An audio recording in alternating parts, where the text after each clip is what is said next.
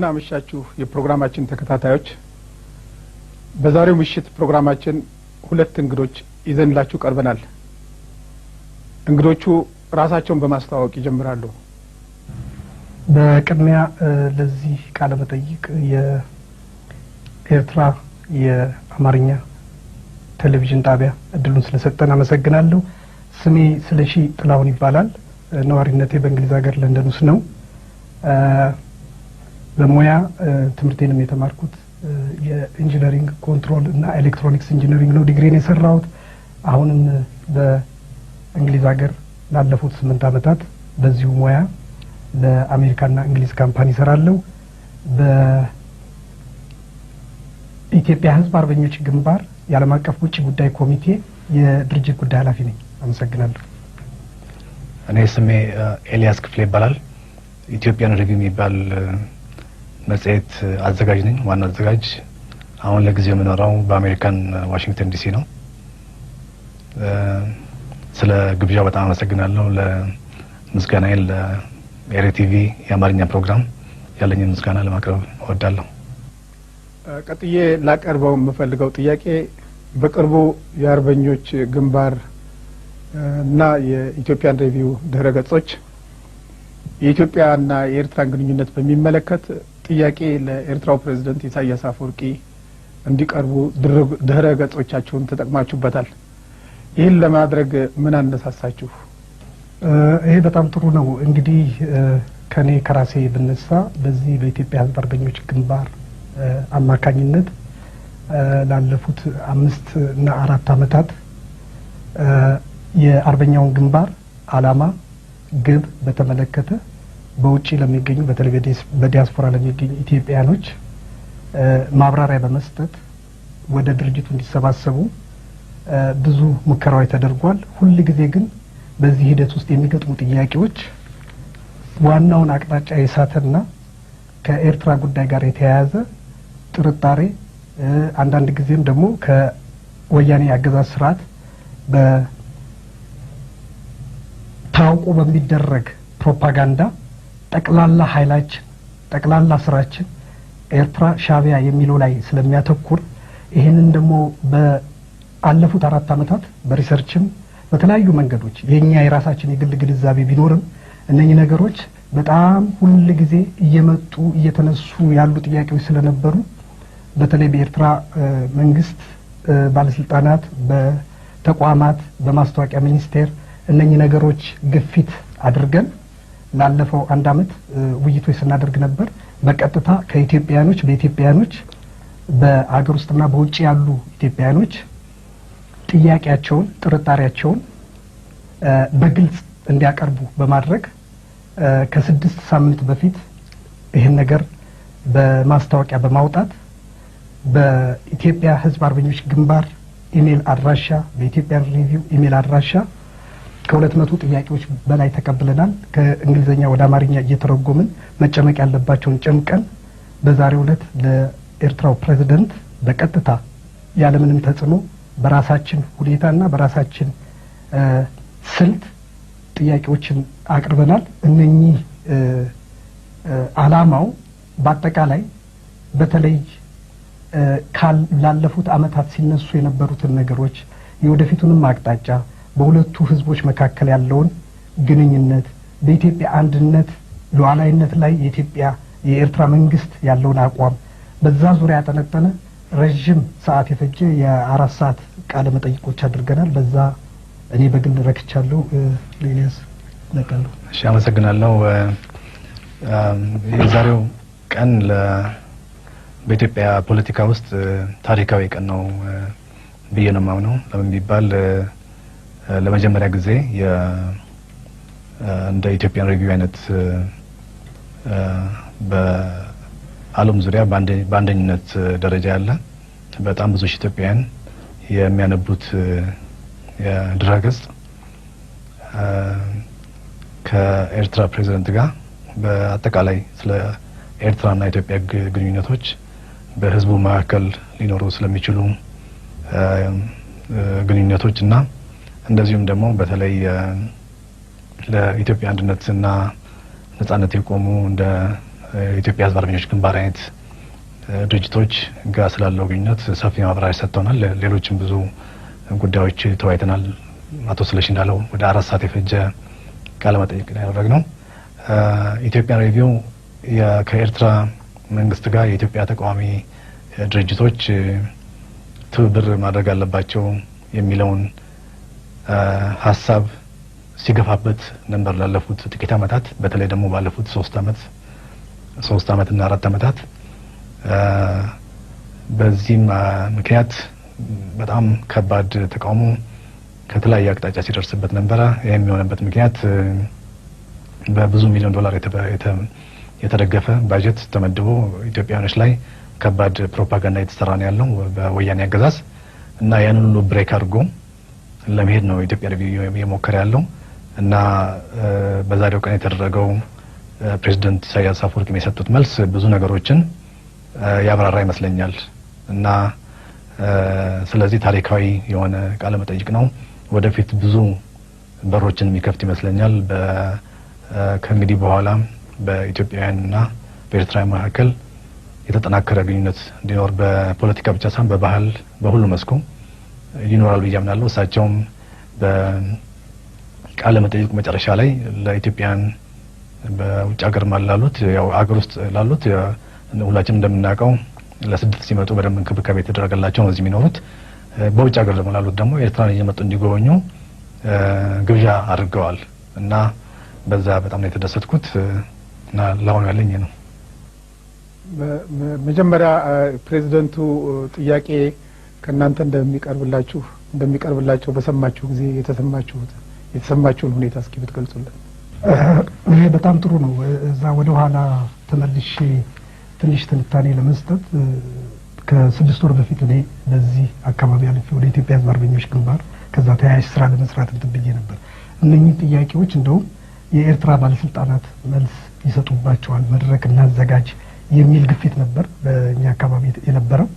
ሆኖም ግን ላይ ደርሶ የኤርትራው ፕሬዝዳንት ኢሳያስ አፈወርቂ ለዚህ ጥያቄ ምላሽ ለመስጠት ፈቃደኛ መሆናቸው ብቻ ሳይሆን በአይነቱ ለየት የሚያደርገው ነገር ጥያቄዎች ከመላው ዓለም በተለያዩ ኢትዮጵያኖች የቀረቡ ጥያቄዎች በእንግሊዘኛ ራሱ የቀረቡትን ወደ አማርኛ መልሰናቸው በዚህ ሁኔታ ነበር ለአለፈው 6 ሳምንት በድህረ ገጻችን ላይ ህዝብ በይፋ እንዲመለከታቸው ያደረግነው እና ሌላው በጥያቄ መልክ ያቀረብነው ይሄ ጥያቄ የኢትዮጵያ ብሔራዊ ቋንቋ አማርኛ በመሆኑ ምንም እንኳ በአማርኛ ለመግባባት አስቸጋሪ ቢሆንም ጥያቄዎቹን እኛ በአማርኛ ማቅረብ አለብን ብለን ያንንም ተቀብለው እኔ በዛ ላይ ልጠቅስ የምፈልገው ነገር በእንግሊዘኛ የሚሰጡትን መልስ በጥብቅ ተከታትለናል።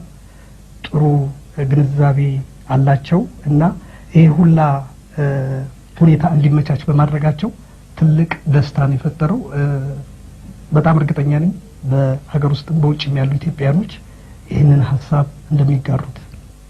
አቶ ኤልያስስ በዚህ ላይ ምንም ያክሉት ነገር አለ? በእኔ በኩል የቃለ መጠይቁን ለመስጠት ፕሬዝዳንቱ ፈቃደኛ መሆናቸውን እንደሰማ በጣም ነው ደስ ያለኝ። ምክንያቱም ቀደም ሲል እሳቸው በተለያየ አጋጣሚ የሚናገሯቸው ነገሮች አሉ። ይሄው ምንድነው እሳቸው የኢትዮጵያ አንድነት መጠናከር መጠናከር ለኤርትራም ጭምር ጥቅም ስላለው ያን ነው እኛ የምንፈልገው የሚለውን ዓላማ ነበር የሚያራምዱት። በወያኔ በኩል የሚሰራጨው ፕሮፓጋንዳ ደግሞ ኤርትራ ኢትዮጵያን ጥቅም የሚጻረር ስራ የሰራች ነው። የኤርትራ መንግስት ላይ ብዙ የሚሰነዘሩ ክሶች አሉ በወያኔው አገዛዝ እና ይህንን ደግሞ በኢትዮጵያውያን አእምሮ ጸርሶ እንዲገባ በቀደም ሲል እንደገለጽኩት ብዙ ስራ የተሰራ ነው ያለው በፕሮፓጋንዳ በኩል እና ከኤርትራ ፕሬዝዳንት ጋር የኢትዮጵያን ሬዲዮ ማለት ያው ሁላችሁም እንደምታውቁት በኢትዮጵያ ሬዲዮ ማለት ለብዙ ኢትዮጵያውያን በተለይ በዓለም ዙሪያ ላሉት እንደ ዋነኛ የዜና ምንጭ አድርገው የሚጠቀሙበት ዌብሳይት ነው ኢትዮጵያ ሬዲዮ። ኢትዮጵያ ውስጥ ግን እንዳጋጣሚ ወያኔ በዛ ላይ የሚወጡት ኒውስ ዜናዎችና የተለያዩ መልእክቶችን እንዳይደርሱ ለህዝቡ ስለሚፈልግ ብሎክ አድርጎታል። ኢትዮጵያ ውስጥ ማንም ሰው ኢትዮጵያ ሬዲዮ ማየት አይችልም። ግን እንደዛም ሆኖ መልእክቱ በተለያየ አጋጣሚ ኢትዮጵያ ውስጥ ይገባል፣ ኢትዮጵያ ሬዲዮ ላይ የሚታተሙ እና እንደዚህ አይነቱ ቃለ መጠይቅ ከኤርትራ ፕሬዝዳንት ጋር ለማድረግ እድሉን እንዳገኘን ከአቶ ስለሺ ጋር ተመካክረን ፎርማቱን እንዴት እንደሚሆን ብዙ ውይይት አድርገን ከዛም እዚህ ከመጣን በኋላ ያለንን አካሄድ ትንሽ ሰፋ በማድረግ ቃለ መጠይቅ ብቻ ሳይሆን እንደዚሁ አስመራን በደንብ አድርገን ጎብኝተን ከህዝቡ ጋር ኮሙኒኬት አድርገን ተገናኝተን ከዳር እስከ ዳር በእግርም በብስክሌትም በመኪናም ሁሉ እየዞርን አይተን ከቃለ መጠይቁ ባላነሰ ሁኔታ የተሻለ ግንዛቤ ሊሰጡን የቻሉ ነገሮች ነበሩ። ከህዝቡ ጋር መገናኘቱ፣ መንገድ ላይ ኮፊ ሾፕ ሄደን እና በአጠቃላይ ትልቅ ስራ የተሰራ ይመስለኛል። እንግዲህ በሩ በፊቱም በሩ ክፍት ነው። የኤርትራ በር ለማንኛውም ኢትዮጵያዊ። እኔ ብዙ ጊዜ ደጋግሜ የማነሳው ነገር አለ። ይሄው ምንድነው ኢትዮጵያውያን የፈለገው ዓለም ቢሄዱ እንደ ኤርትራ መብታቸው ተጠብቆ የሚኖርበት ሀገር የትም የለም። ኬንያ ቢባል፣ ጅቡቲ ቢባል፣ ዩጋንዳ፣ የትም ሀገር፣ ሳውዝ አፍሪካ፣ ሌላው ቀርቶ አሜሪካን እንኳን ኢትዮጵያውያን መምጣት አይችሉም። በሩ የተዘጋ ነው። ለጥቂት ኢትዮጵያውያን ብቻ ነው በአመት የሚፈቀደው።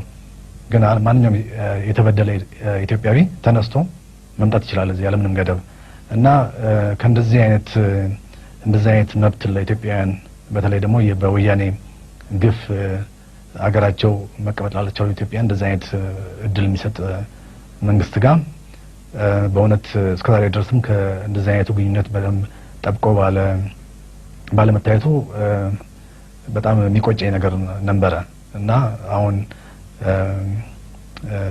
ከእንግዲህ በኋላ ነገሮች የበለጠ እየዳበሩ በዳያስፖራም ያሉ ኢትዮጵያ ውስጥ ያሉ ኢትዮጵያውያን የወያኔ ስርዓት ከወደቀ በኋላ እንኳን ለሚደረገው የዳበረ ግንኙነት ይሄኛው መሰረት የጣለ ይመስለኛል እና ተመሳሳይ ሌሎችም ቃለ መጠይቆች ወደፊት እንደሚካሄዱ ሌሎችም ማለት ኢትዮጵያ ሬዲዮ ብቻ ሳይሆን ሌሎችም የኢትዮጵያ ሚዲያዎች እንደዚህ አይነት እድል እንደሚያገኙ ተስፋ አደርጋለሁ። እሺ፣ እዛው ሳለ ልጠይቀው የምፈልገው አቶ ኤልያስ የኢትዮጵያን ሪቪው ኢትዮጵያ ውስጥ እንዳይገባ ክልክል ነው፣ ብሎክድ ሆኗል። ከዛ በኋላም ሌሎችም ዌብሳይቶች ድረገጾች ሊንክ የላቸውም ከኢትዮጵያ ሪቪው ጋር። ብሎክድ የሆነበት ምክንያት ምንድነው? ለምንድነው ሌሎችም ዌብሳይቶች ወይም ድረገጾች ሊንክ ሳይኖራቸው የሚቀርቡበት ሁኔታ ቢገልጹልን? እሺ፣ እንግዲህ ኢትዮጵያ ሪቪው ኢትዮጵያ ውስጥ እንዳይገባ የተከለከለበት ወይ ደግሞ የኢትዮጵያ ሕዝብ ኢትዮጵያ ሪቪውን ከፍቶ እንዳይበት ከተከለከሉበት ዋናው ምክንያቶች አንዱ ከኢትዮጵያ ተቃዋሚ ድርጅቶች በአጠቃላይ ኢትዮጵያውያን ከኤርትራ መንግስት ጋር ትብብር መፍጠር አለባቸው፣ ኢትዮጵያ ውስጥ የስርዓት ለውጥ እንዲኖር ትብብር መፍጠር አለበት የሚለውን አጀንዳ የሚያራምድ መጽሔት ነው እና ይሄ ደግሞ ለወያኔ ትልቅ ስጋት የጣለበት ነው። በዚህ ምክንያት እኔን ከሶኝ በአገር ክህደት ወንጀል ከሶኝ የሞት ፍርድ እንዲፈረድብኝ ከጠየቀ በኋላ እንዳጋጣሚ ዳኞቹ አስተያየት አድርገውልኝ የእድሜ ልክ እስራት ፈርደውብኛል እና ስለዚህ ከኢትዮጵያ ሪቪው ብቻ ኢትዮጵያ ሪቪው ዌብሳይት መከልከል ብቻ ሳይሆን እኔ ራሴ አገሬ መግባት አልችልም። ወያኔ ስልጣን ላይ እስካለ ድረስ አገሬ መግባት የምችል ሰው አይደለሁም እና በእኔ ላይ እንደዚህ የተፈጸመው ጥቃት ምንድነው ሌሎችም ኢትዮጵያውያን እንደዚህ አይነት ነገር ደፍረው እንዳያደርጉ ለማድረግ ነው። ግን ወደ ዋናው ፖይንት ልመለስና ሁላችንም እንደምናውቀው ለወያኔ ማንኛውም ኢትዮጵያዊ ከኤርትራ ጋር የሚያደርገው ትብብር እንደ ትልቅ በልውናው ላይ የመጣ አደጋ አድርጎ ነው የሚወስደው እና አንዳንድ ዌብሳይቶችም ምንም እንኳን የወያኔን ማለት የመለስ ዜናዊን ሞደቅ የሚፈልጉ ዌብሳይቶች ግን የወያኔ ስርዓት እንዲቀጥሉ የሚፈልጉ ይሄ አሁን በኢትዮጵያ ሪቪው በኩል የሚገፋውን ሀሳብ አይፈልጉትም። ስለዚህ ይሄ ነገር አስደንግጧቸው ኢትዮጵያ ሪቪውን ከሊንክ ከራሳቸው ላይ እንዲያነሱ ተደርጓል። እንግዲህ አንደኛው ምክንያት ይሄ ነው። በተለይ አሁን ስም መጥቀስም አልፈልግም። ግን ዋናው ምክንያት ግን ኢትዮጵያ ውስጥ የተከለከለበት ምክንያት እንደዚህ ነው። ሌሎችም ጉዳዮች አሉ፣ ግን ዋናው ምክንያት ነው ብዬ ማምነው ይሄን ነው። ሳልወጣ ልጠይቀው የምፈልገው ጥያቄ በዲያስፖራ ውስጥ ብዙ ነገሮች እየተሰሩ ነው በወያኔ በኩል። ከነዚህ ከሚሰሩት ነገሮች ውስጥ ምን ናቸው? ለምሳሌ በተቃዋሚነት ተቃውሞ የሚያሳይ በወያኔ በኩል የሚሰሩት አቶ ስለሺ? እንግዲህ በጣም ሰፊ ነው። አንደኛው የማስፈራራት ጉዳይ ነው። ቀደም ሲል ዓመተ ምህረቱን ባላስታውስም እንቅስቃሴው በዲያስፖራ ኢትዮጵያኖች በተለይ ሰላማዊ ሰልፍ በማድረግ የሻማ ምሽት በማድረግ በኤምባሲዎች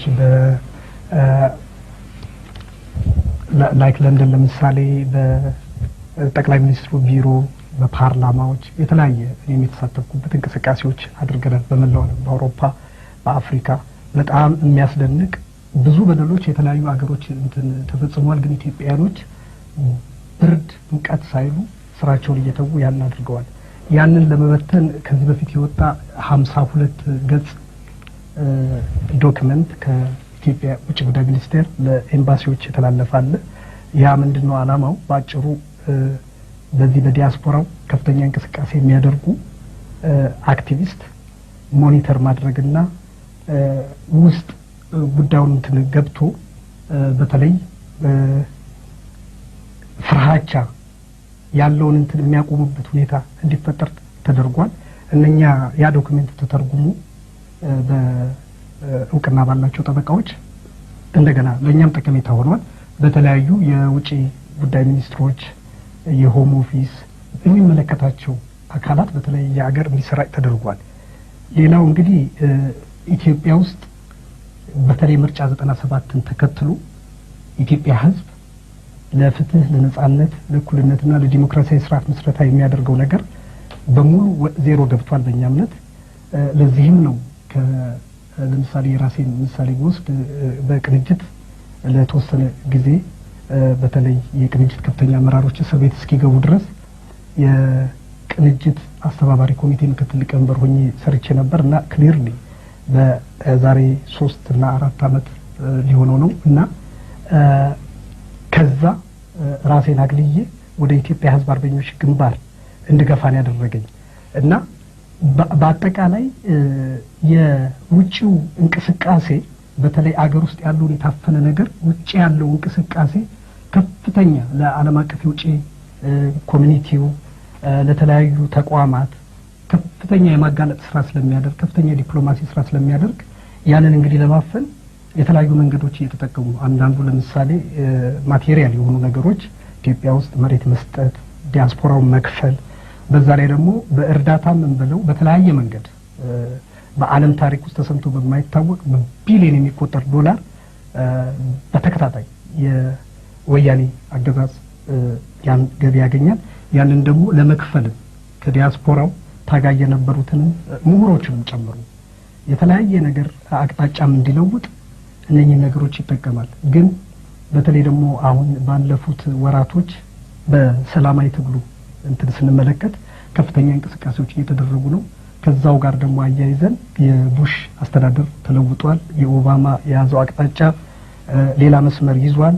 በቅርቡ በኢትዮጵያ ባለው የመገናኛ ብዙሃን እንደውም ስቴት ዲፓርትመንትን እስከ መዘለፍ ሌላ አቅጣጫ እየያዘ ነው። እነኚህ ነገሮች ጥሩ ናቸው። ከዛ ውጪ ደግሞ የዛሬ 3 አመት እኔ ራሴ ከሪዛይን ሳደርግ ከቅንጅት አግባብ አይደለም የሚሉ ሰዎች ነበሩ እና ጠቅላላው በቅንጅት ውስጥም የነበሩ ተሳታፊዎች እንደነ ዶክተር ብርሃኑ ነጋ እንደነ አቶ አንዳርጋቸው ጽጌ የመሳሰሉት ብዙ አሁን አቅጣጫውን ለውጦ ወደ ሁለገብ ትግል ወደ አመጽ ትግል እየሄደ ነው። ምክንያቱም ያለው የወያኔ ስርዓት በምንም መልኩ እንደውም አሁንም የሚታየው ላለፉት ወራቶች ለሚቀጥለው ምርጫ ያለው ዝግጅት ስንመለከተው በጣም እርግጠኛ መሆን ይፈልጋሉ። እንቅስቃሴዎቹን መጥቀስ እንችላለን። የወጣት ማህበር፣ የሴቶች ማህበር፣ አቶ መለስ ዜናዊ በተለያዩ የኢትዮጵያ ክፍሎች ብዙ ነገር እያደረጉ ነው እና ያለፈው ስህተት ላለመድገም እያሉ ነው። ግን አቅጣጫው ተለውጦ የኢትዮጵያ ትግል በጣም እየተቀጣጠለ ነው እና በተለይ የተለያዩ የትጥቅ ትግል የሚያደርጉ አሉ እንደ ኦሮሞ የኦነግ የኦጋዴን ነጻ አውጪ፣ የትግራይ ዲሞክራቲክ ንቅናቄ፣ የቤንሻንጉል፣ የደቡብ ህዝቦች እና ኢትዮጵያ ህዝብ አርበኞች ግንባር እና በብዙ ቁጥራቸው በጣም እየጨመረ ወደዚህ ወደ ተለያዩ ግንባሮች በመቀላቀል ላይ ናቸውና ትግሉ የባሰ ተቀጣጥሏል። በዲያስፖራው በኩል በተለይ የቅንጅት አመራሮች ከተፈቱ በኋላ የተፈጠረው ትርምስ ትንሽ ሞራሉን ነክቶት ነበር። ያ እንደገና ታድሶ በመላው ዓለም በተለይ እንደ ምሳሌ መጥቀስ የሚቻለው የጂ20 ስብሰባ በተደረገበት ጊዜ በመላው ዓለም ከፍተኛ ተቃውሞ ተደርጓል። በተለይ የታሰሩ ፖለቲሻኖች እንዲፈቱ እንደነ ወይዘሮ ብርቱካን ሚደቅሳ እንደ አርቲስት ቴዲ አፍሮ እነሱ ብቻ አይደሉም። በጣም ብዙ ሺህ ኢትዮጵያኖች በእስር ላይ ነው ያሉት። ከዛ ውጭም ደግሞ ውጭውን ስንመለከት እንደው ውጭ ነው ያለው ብንልም በሰፊው እንትን እስር ላይ ነው ያለው ኢትዮጵያ ሕዝብ እና እነኚህ እንቅስቃሴዎች በስፋት እየተደረጉ ነው ያለው።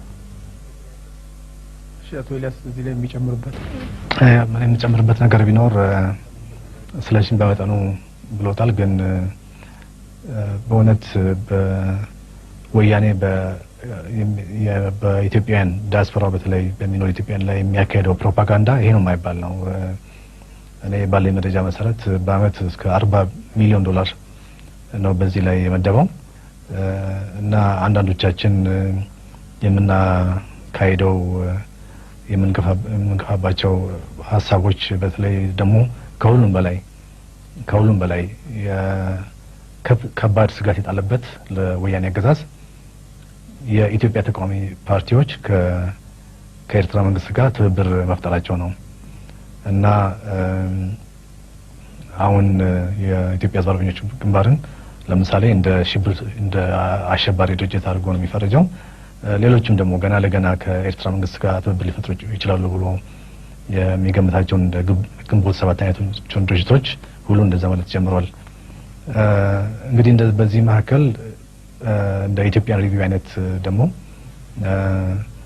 በግንባር ቀደምትነት በመጋፈጥ የወያኔን ፕሮፓጋንዳ ህዝቡ እንዳይቀበል ከባድ ጥረት እያደረግን ያለ ነው። በተወሰነ ደረጃም እየሰራ ነው ያለው። ምክንያቱም የወያኔ መንግስት የወያኔ አገዛዝ በጣም የተጠላ ነው በኢትዮጵያ ህዝብ። ህዝባዊ መሰረት የለውም።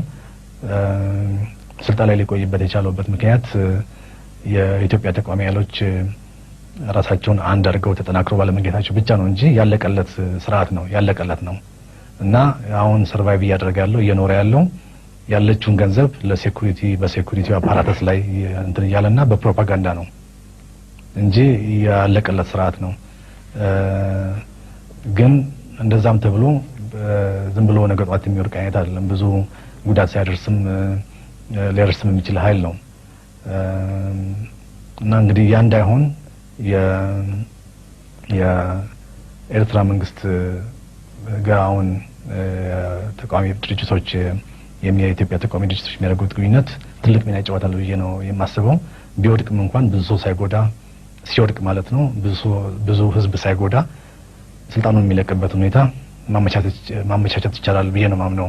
ለዚህም ደግሞ እንደ ኢትዮጵያ ሕዝብ አርበኞች ግንባር አይነት ድርጅቶች መሳሪያ ያላቸው ህዝቡን መከላከል ይችላሉ እና እንግዲህ ኢትዮጵያ ሪቪው ለማድረግ የሚሞክረው ይሄን ነው። ህዝቡ ከወያኔ የሚደርስበት ፕሮፓጋንዳን ካውንተር እያደረገ ነው ያለው ማለት ነው። ፋይት ባክ እያደረገ ነው፣ እየታገለ ነው ያለው ማለት ነው እና ይሄው ነው። ቃለ መጠይቅ ከፕሬዝደንቱ ጋር ካደረጋችሁ በኋላ ነው ይሄን ጥያቄ ቃለ መጠይቅ የምናደርገው ያለ ነው። ወያኔ ኤርትራንና ህዝቧን በተመለከተ ከሚያራምደው ፖለቲካ አንጻር ከፕሬዝዳንት ኢሳያስ ቃለ መጠይቅ ምን ግንዛቤ ልታገኙ ይችላችኋል? ወደዛ ጥያቄ ከመሄድ በፊት እንደገና ወደ ኋላ ልመለስና ኤልያስ በጠቀሰው ላይ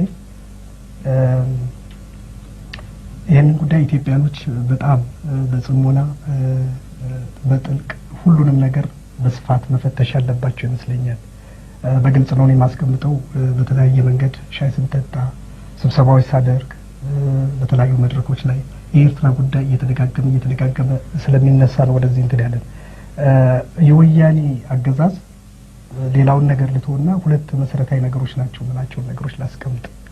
የወያኔ አገዛዝ ከህዝብ ጋር ተለያይቷል። ምርጫ 97 ቁልጭ አርጎ አስቀምጦታል። የውጪ መንግስታትን አውቀውታል። ይህንን በቀጣይነት ሊቀጥል የቻለው በሁለት መሰረታዊ ነገሮች ምክንያት ይመስለኛል። አንደኛው በገንዘብ ኃይል የጦር ሰራዊቱን ከሚገባው በላይ በማልበስ በማብላት በመክፈል ማለት ነው በፍልስፍናን ወይም ደግሞ አይዲዮሎጂን መሰረት ያደረገ አይደለም። አሁንም በቅርቡ የታየው እንትን በአንድ በኩል መፈንቅለ መንግስት ተባለ፣ ቀጥሎ ደግሞ ግድያ ተባለ። እዛው ይሄ ታፍኖ የነበረ የወታደር ውስጥ ጦር ሰራዊት ውስጥ እዛው ችግሮቹ በግልጽ እየታዩ ናቸው ማለት ነው። እና ይሄንን ሰፋ አድርገን ስንመለከት ከ2 ዓመት በፊት በሆላንድ ዩትሬት የተለያዩ ድርጅቶች ትብብር ፈጥሮ ነበር። መንፈሱ እንደ ግለሰብ ወይም ኢትዮጵያ ህዝብ አርበኞችን ግንባር አባል እንደመሆኔ ጥሩ ጅማሩ ነው። አምነንበትም ገፍተኑ ነበር። በወቅቱ የኦነግ ሲዳሞ የኦጋዴን በውጭ የሚገኘው ቅንጅት የኢትዮጵያ ህዝብ አርበኞች ግንባር 5 ድርጅቶች ትብብር ለነጻነትና ዲሞክራሲ ወይም አላይንስ ፎር ፍሪደም ኤንድ ዲሞክራሲ የሚባል መስርተው ነበር እና እሱን ከግንዛቤ ውስጥ ብንከት አቶ መለስ ዜናዊ በፓርላማ ውስጥ የነኚህ ተቃዋሚ ድርጅቶች ስትራቴጂ ነዳፊ ሆነው እሳትና ውሃ ተቀላቅሉ ከሻቢያ ጋራ በሚል እነኚህን አቅጣጫ በተመለከተ ከፍተኛ ጩኸት አሰምተዋል። አንዳንድ ኢትዮጵያኖች ደግሞ በየዋህነት ያንኑ አቅጣጫ ተከተሉ አሉ። ምን ለማለት ነው የፈለኩት? ከዛ አልፎ ግን ከኢትዮጵያ ውስጥ ካሉ ተቃዋሚ ድርጅቶች አልፎ ኤርትራ የሚለው ነገር ሲመጣ ይሄ ከፍተኛ ራስ ምታት ነው እና አንዳንድ ጊዜ ትንሽ ግራ የሚያጋባን ነገር በተለይ ዕውቅ ፖለቲሻኖች ተማርን የሚሉ ምሁራኖች የዚህ እንትን ጉዳይ አራጋቢ የሚሆኑ ጥቂት አይደሉም እና እኛ ደጋግመን ተመላልሰን አይተናል። ከዚህ በፊትም በኢትዮጵያን ሪቪው በሰጠሁት ቃለ መጠይቅ ላይ ተብያለሁ።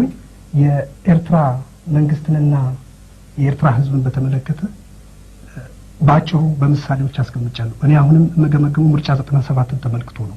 ከዛ በቀጣይ የኢትዮጵያ የለውጥ ፍላጎት እንዴት ተቀለበሰ ብንል እኔ ባለውበት ሀገር የእንግሊዝ መንግስት የአውሮፓ በተለይ ደግሞ በቡሽ አስተዳደር የነበረው የአሜሪካ መንግስት እያወቁ ያለውን ፍላጎት ከፍተኛ ድጋፍ ሰጥተዋል። ለጊዜው የባጀት እቀባ አድርገው ነበር። በተነጻጻሪ ደግሞ የኤርትራን መንግስት ስንመለከት የአማርኛ ሰርቪስ ተከፍቶ ከማንኛውም ተቃዋሚ በተሻለ ሁኔታ መረጃዎችን መሰረት ያደረገ የወያኔን አገዛዝ የሚያጋልጥ ተከታታይ ስራዎች ሰርቷል። ኢትዮጵያኖች በተለያየ መልኩ የዚህ ሰለባ የሆኑ ወደ ጎረቤት ሀገሮች በሚመጡበት ጊዜ ብዙ እህቶቻችን ወጣቶች በብዙ ሺህ የሚቆጠር በበረሃ ውስጥ ሞተዋል።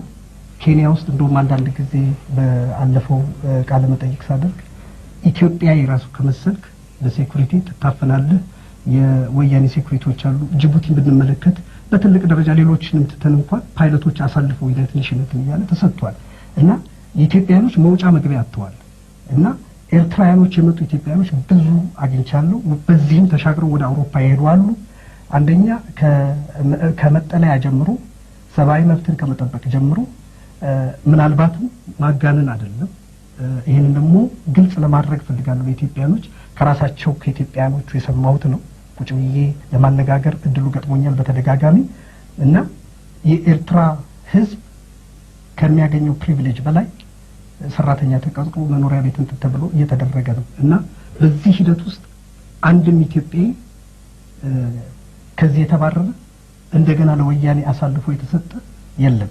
ስለዚህ ይሄ ጠቅላላው ግንዛቤ በጣም አስፈላጊ ነው። እነኚህ ነገሮች በምንወያይበት ጊዜ ግን መድረኩ ጠባብ ስለሆነ ይሄ ኢትዮጵያ አንድነት ላይ ያላቸው እምነት ኤርትራ ሻቢያ የሚል ብዙ ተደጋጋሚ እንትኖች ስላሉ ስለሚነሱ እነኚህን ጉዳዮች በዛሬው ዕለት ባደረግነው ውይይት ከጠበቅነው ውጪ አንደኛ ቀደም ብሎ ኢንተርቪው ቃለ መጠይቁን ከማድረጋችን በፊት ነፃ ሆነን ያሉትን ስሜቶች በግልጽ ማስቀመጥ ፈልገናል። ያለንበትን ድርጅትም የኢትዮጵያ ህዝብ አርበኞችን ግንባር በግሌ የአንድነትና የነጻነት ታጋይ ስለሆነ ከሌሎቹ ድርጅቶች ለየት ስለሚል ለምንድነው እነ ፕሬዝዳንት ኢሳያስ የኤርትራ መንግስት ሌሎች ተቃዋሚ ድርጅቶችን በጎጥ በዘር እንትን ያሉትን የሚደግፉት? የኢትዮጵያ ህዝብ አርበኞች ግንባር ለምንድን ነው ትልቅ ያልሆነው? ለዚህ በቂ የሆነ ሎጂካል ትንታኔ በመስጠት በቅርቡ ከአንድ ሳምንት በላይ ሰፊ የሆነ ግንዛቤ የሚሰጥ ቃለ መጠይቅ ሰጥተዋል። እኔ በግል በጣም የረካሁትኝ 4 ሰዓት የፈጀ ውይይት ነው ያደረግነው በኢትዮጵያ አንድነት ዙሪያ ወደፊት በኢትዮጵያ ህዝብና በኤርትራ ህዝብ መካከል ያለው ግንኙነት፣ የወደብን ጥያቄ፣ በአጠቃላይ በኢትዮጵያኖች ሲመላለስ የነበሩ ትልቅም ይሁን ትንሽ ጥያቄዎች በተረጋጋ መንፈስ ክላሪቲ ባለው ሁኔታ አስቀምጠውታልና በጣም ይሄ በአይነቱ የመጀመሪያ ምናልባት ለወደፊቱ ቀጣይ ትውልድ ትልቅ መስመር አቅጣጫ የሚያሳይ ሌላው ደግሞ ከ17 ዓመት በፊት ባለ ታሪክ ውስጥ በዛው የሚራመዱ ኢትዮጵያኖችም ትልቅ ክላሪቲ የሚሰጥ ነውና እኔ በጣም ረክቻለሁ። አመሰግናለሁ።